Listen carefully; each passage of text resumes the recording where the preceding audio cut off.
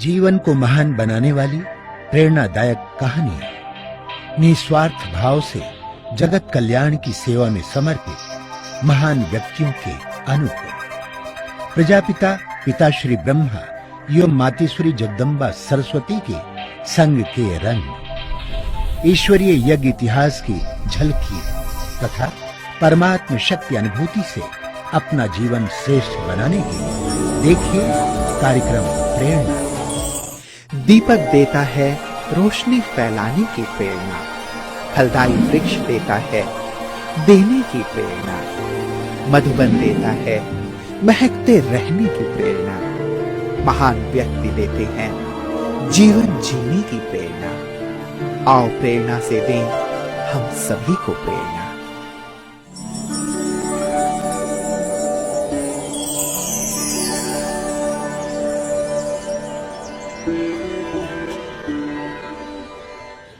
नमस्कार, आइए प्रेरणा कार्यक्रम में आपका हार्दिक स्वागत है। साथियों, इस कार्यक्रम में हम आपकी मुलाकात कराते हैं ऐसी प्रेरणादायी हस्तियों से जिनका संपूर्ण व्यक्तित्व निस्वार्थ सेवा करने और जीवन को दिव्य बनाने की प्रेरणा देता है। ये वो महान आत्माएं हैं जो अध्यात्म के पथ को अपनाकर ईश्वरीय प्रेम का रसपान करते हुए जन जन को ईश्वर के सानिध्य का अनुभव करा रही है। हमें आशा ही नहीं, पूर्ण विश्वास है कि आप भी इन दिव्य विभूतियों के अनुभवों से प्रेरणा प्राप्त कर अपना जीवन श्रेष्ठ और सफल बनाएंगे।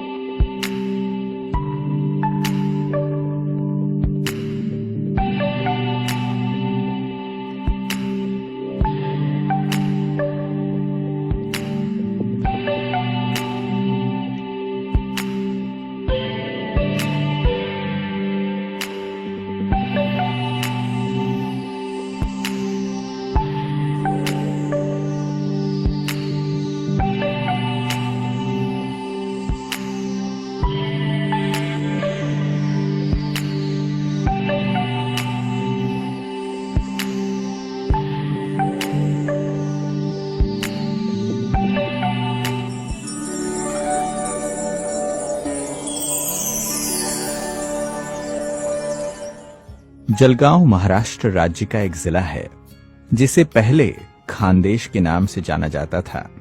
जलगांव के ब्रह्मा कुमारीज ईश्वरीय विश्वविद्यालय की मुख्य संचालिका के रूप में आदरणीय मीनाक्षी दीदी जी निमित्त हैं। आपका जन्म सन 1956 में बुरहानपुर मध्य प्रदेश में एक श्रेष्ठ संस्कारी परिवार में हुआ। बचपन से आप संगीत व कला प्रेमी रहे।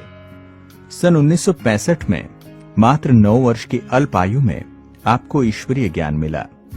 बहनों के तपस्वी एवं त्यागी स्वरूप ने आपका मन मोह लिया। सन 1968 में पहली बार आपको प्रजापिता ब्रह्मा बाबा से मधुबन में मिलने का सुअवसर प्राप्त हुआ। संस्था के मुख्यालय माउंट आबू से ज्ञान, गुण और शक्तियों से भरपूर होकर सन 1973 से आप ईश्वरीय सेवार्थ समर्पित हो गईं। मालेगांव, धुलिया, अहमदाबाद, सूरत, मुंबई, बीड़ आदि स्थानों पर सेवा देते हुए सन 1980 से जलगांव में स्थायी रूप से आप अपनी सेवाएं दे रही हैं। समाज के हर वर्ग को ईश्वरीय संदेश देते हुए गुड बाय डायबिटीज, शांति यात्रा, व्यसन मुक्ति अभियान, ब्लड डोनेशन कैंप, युवा पदयात्रा, किसान सशक्तिकरण, शाश्वत यौगिक खेती इत्यादि अनेक कार्यक्रमों का आपने आयोजन किया। वर्तमान समय दीदी जी के नेतृत्व में 23 सेवा केंद्रों, 400 गीता पाठशालाओं में 60 टीचर बहनों के साथ 8000 से भी अधिक प्रभु प्रेमी आत्माएं परमानंद का सच्चा सुख ले रही हैं।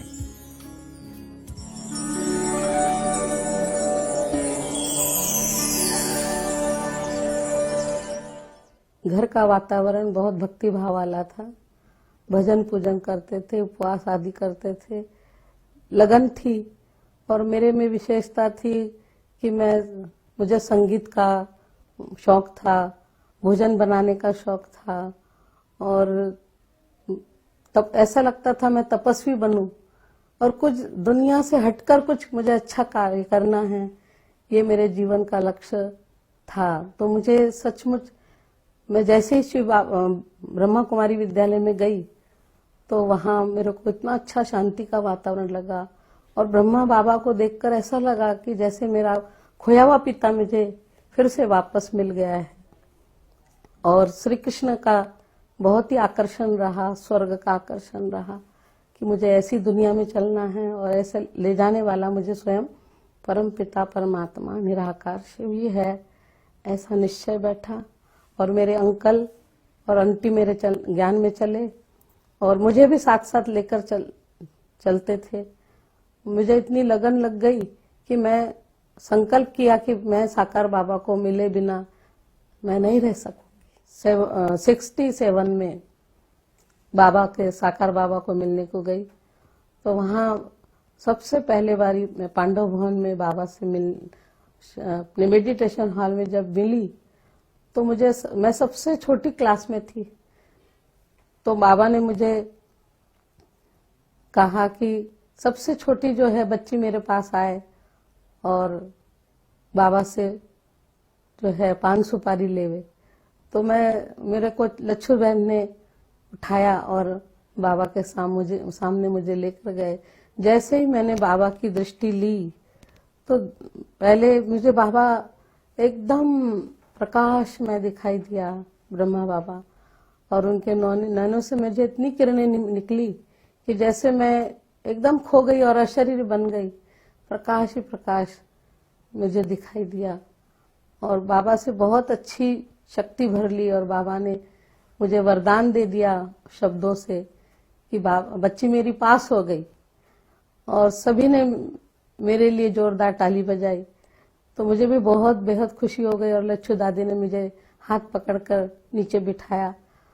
तो ऐसा बाबा के द्वारा मुझे एक अनुभव हुआ। अमर कहानी ब्रह्मा की, अमर कहानी ब्रह्मा की, स्वर्णिम दुनिया लाएगी, स्वर्णिम दुनिया लाएगी। उनकी त्याग तपस्या सेवा, उनकी त्याग तपस्या सेवा शिव की झलक दिखाएगी। अमर कहानी ब्रह्मा की, विश्व शांति की क्रांति इस धरती पर लाई, बदलेगा इतिहास विश्व का, ये धरती ने अंगड़ाई। लेकर झंडा हाथ में शिव का, लगा विश्व कल्याण में। ऐसे पिताजी का बहुत विरोध हुआ मुझे सेंटर पर आने के लिए, बाबा का बनने के लिए, लेकिन मैंने अपना निश्चय अटल रखा कि मुझे बनना है तो पूरा बाबा का बनना ही है और बाबा के श्रीमत पर चलना है और बाबा के सेंटर पर रहकर ईश्वरीय सेवा करना है। ऐसी मेरी तमन्ना रही और मैंने बाबा से कई वरदान प्राप्त किए। जब भी मैं बाबा को मिलती थी तो बाबा मुझे दृष्टि देकर कहते थे, तुम तो बहुत विश्व कल्याणकारी बच्ची हो। और मुझे बाबा ने फ्रॉक दिया सौगात के अंदर। और जब बाबा से विदाई ले रहे थे तो बाबा ने कहा कि बच्चे फिर मिलेंगे बच्चों से। और बाबा हमारे को टाटा बाय बाय करके हमको विदाई दी। और हमारे आंखों में इतने आंसू जो बहने लगे कि बस मैं बाबा को बिछड़ कर मैं जा रही हूँ। लेकिन मैंने बाबा को कहा था, बाबा हमको रख लो यहाँ मधुबन के अंदर। तो बाबा ने कहा कि माता पिता की चिट्ठी लेकर आओ। तो बाबा क्यों नहीं रखेंगे आप अपने घर के अंदर। आँखों में बाबा तेरी जाने हैं कितने जलवे, आँखों में बाबा तेरी जाने हैं कितने जलवे। देखा है हमने इनसे जग को निहाल करते। आँखों में बाबा तेरी जाने हैं कितने जलवे, देखा है हमने इनसे जग को निहाल करते। आँखों में बाबा तेरी, आँखों में बाबा तेरी।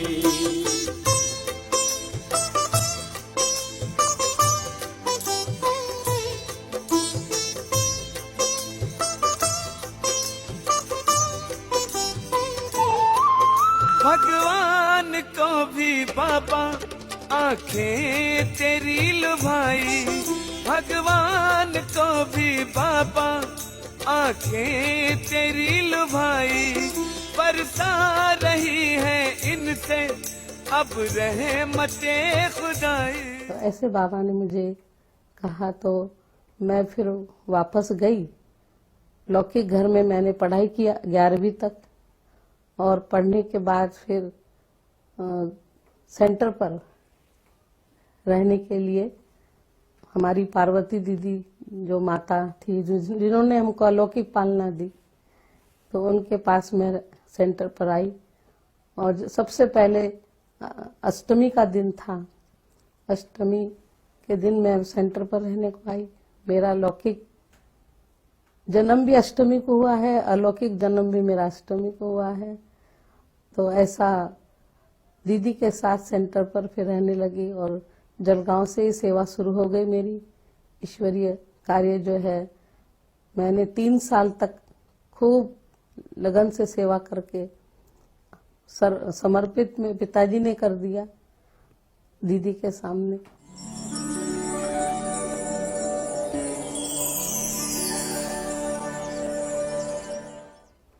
मुझे बचपन से ही संधिवात का तकलीफ थी, लेकिन मैं जब दादी को पास गई तो ठंडी के दिनों में मुझे संधिवात ने घेर लिया था। तो मैंने दादी को कहा, दादी मुझे देखकर कहने लगी, मीनाक्षी ये छोटी आयु में तेरे को ये दर्द शुरू हो गया तो तुम नैसर्गिक उपचार करो।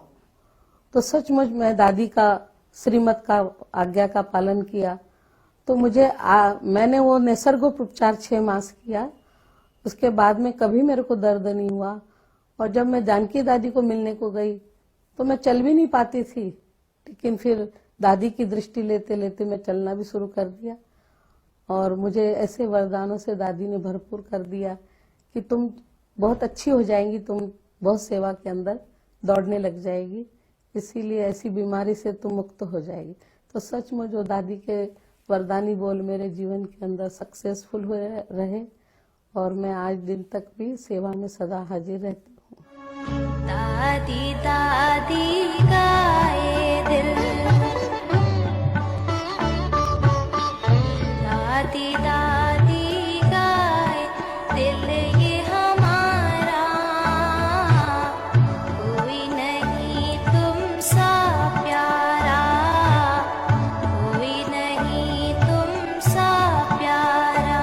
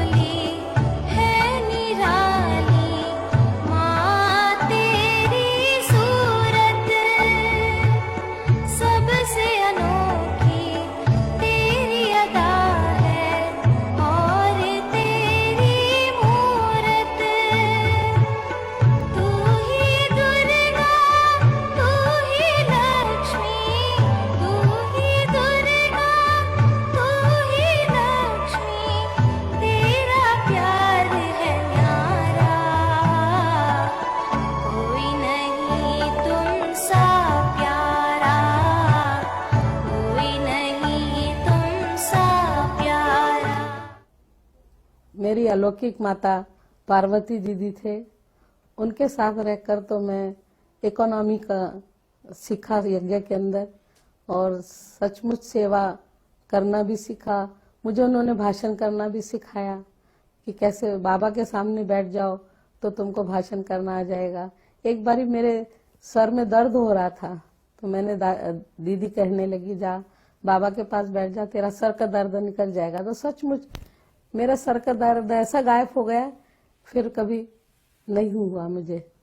तो ऐसे दीदी का जो है मेरे को पालना मिली, जिससे मैं बहुत सीखी उनसे, और उनकी इकोनॉमी देखकर, त्याग देखकर मुझे भी ऐसी प्रेरणा आई, और मैं उस अनुसार अभी यज्ञ की सेवा में सदा तत्पर रहती हूँ।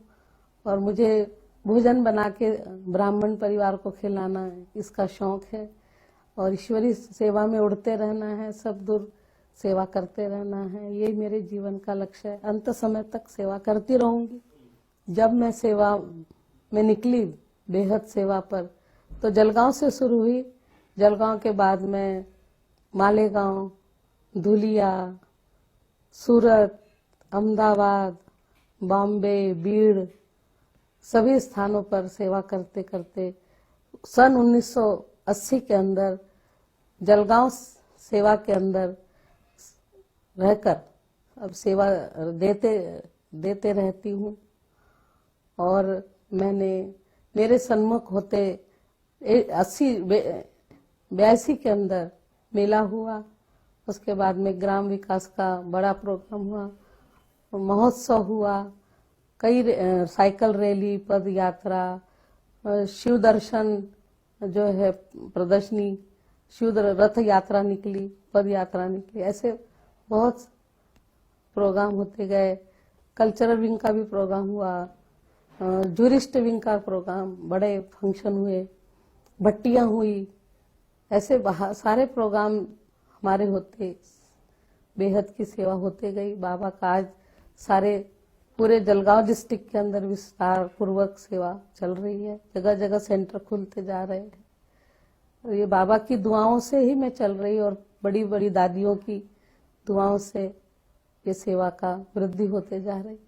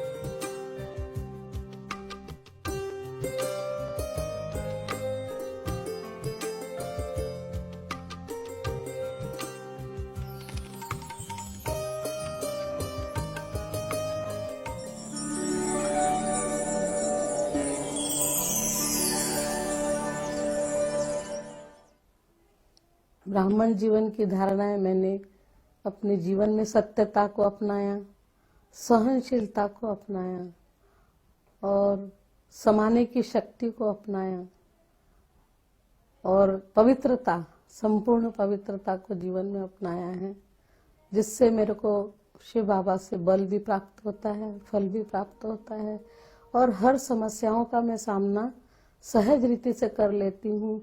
और बाबा ने मुझे जो वरदान दिया था कि बच्ची पास हो गई, तो सदा मैं बाबा के सदा पास रहती हूँ और हर समस्या में पास हो जाती हूँ। ये मेरे जीवन की धारणा है, और सभी को संग लेकर चलना है, ब्राह्मण परिवार को और संगठन को आगे बढ़ाते रहना है, और अपने जीवन के अंदर अचल अडोल सदा स्थिति बनाए रखना है। अंत समय का यही पुरुषार्थ है हमारा कि हमें अशरीरी बनना है। बाबा ने हमें इतनी मुरलियां सुनाई है, 80 सालों से सुना रहा है, और यही सबक सिखा रहा है हम बच्चों को कि बच्चे अशरीरी बन जाओ। तो अशरीर बनने के पुरुषार्थ के लिए रोज हमें नियमित अमृत बेले, नुमा शाम पर अटेंशन देना है, और जो ट्रैफिक कंट्रोल चलता है उसके ऊपर अटेंशन रखना है। दूसरा कि अशरीरी बनने के लिए जो है बीच बीच में अभ्यास करना है। बाबा आता है, हम बच्चों को जो है मुरली सुनाता है तो उसके लिए अटेंशन खिंचवाता है। तो यही पुरुषार्थ अंत तक हमें करना है, अशरीरी बनने का। अशरीर बनने के लिए आत्मा का अभ्यास करना है, स्वमान में टिकना है। और हम सदा निश्चिंत रहे कि जो भी हमको बाबा ने सुनाया है उसमें हमारी स्थिति अचल अडोल बनाना है, कभी भी हलचल में नहीं आना है और सदा ही एक रस अवस्था रखनी है हमें। यही हमारा अंत समय का पुरुषार्थ है।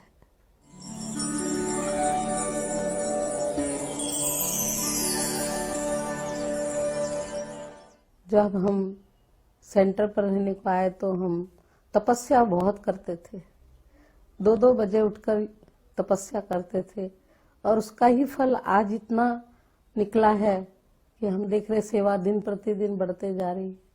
और दादियाँ दीदियों ने भी हमें यही तपस्या सिखलाई है और तपस्या से समस्या सारी हमारी क्या हो जाती है, हल हो जाती है। लेकिन आज हम देख रहे हैं वर्तमान समय ब्राह्मणों के अंदर तपस्या नहीं है, सिर्फ सेवा सेवा हम करते रहते हैं। लेकिन जितनी तपस्या करेंगे उसका तपस्या का फल है ही सफलता और हर समस्या का जो है समाधान हो जाता है।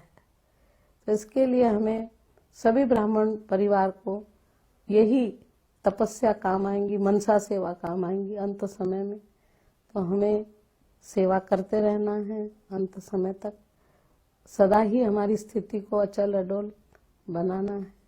अशरीरी बनने का जैसे ब्रह्मा बाबा ने अंत तक पुरुषार्थ किया, हमें भी अंत तक पुरुषार्थ करते रहना है, चलते ही रहना है, संगठन को लेकर चलना है, उड़ते रहना है और उड़ाते रहना है। सभी को यही संदेश हम सबको देते रहे और सदा हल्के रहे। जिम्मेवार कराने वाला बाबा है, हम सिर्फ निमित्त है, करण करावनहार एक शिव बाबा है। इसलिए सदा हम बेफिक्र बादशाह होकर अपनी स्थिति ऐसी अचल अडोल बनाएं।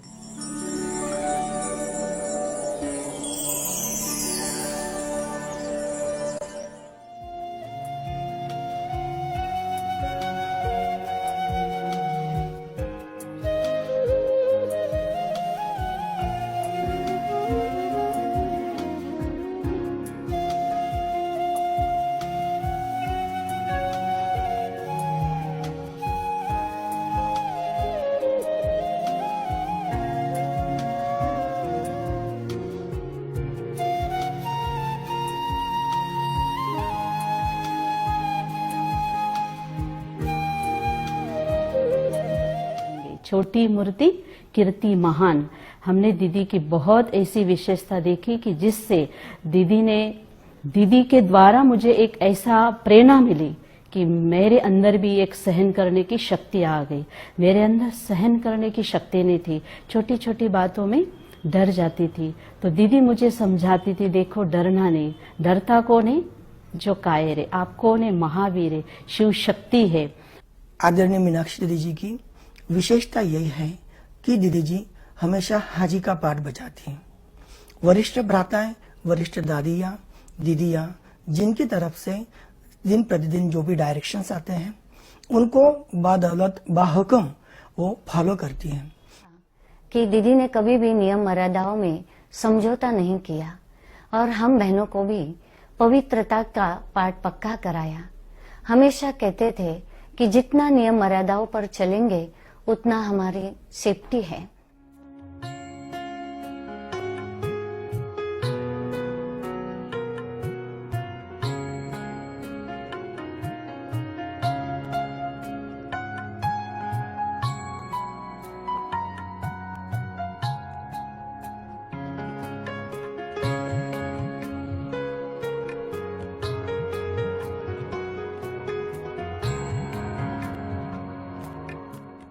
साथ ही जो लौकिक सेवा करते थे उसको यहाँ इस स्पिरिचुअल वे में यूज करने का दीदी ने बहुत अच्छा सहयोग दिया है, प्रोत्साहन दिया है। इसलिए कई मेडिकल प्रोग्राम्स हम लोग अच्छी तरह से कर पाए हैं और आगे भी करते ही रहेंगे। दीदी के जो आशीर्वाद है उससे हम समझ रहे हैं कि हर कार्य हमारा सफलतापूर्वक हो रहा है। हमारे जीवन में हम स्वार्थी के लाभ से काम करने की कोशिश करते हैं। हम हमारे जीवन में स्वार्थ ढूंढते हैं कि भाई इसका क्या लाभ होगा, हमें ये ढूंढते हैं ये माध्यम से। लेकिन दीदी से ही हमें मार्ग मिला है कि दूसरों के लिए जीना, दूसरों के लिए काम करना, हमारा खुद का त्याग देके हम हमारा जीवन खुद त्याग देना और दूसरे के लिए, राष्ट्र के लिए, समाज के लिए ये योगदान दीदी के माध्यम से हमें मिला है।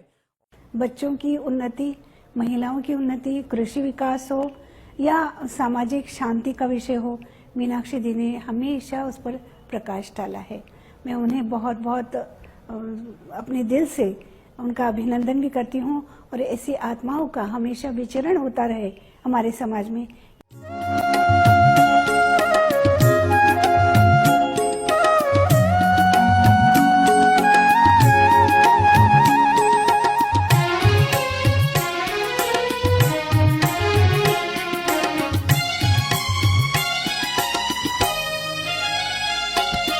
असीम कृपा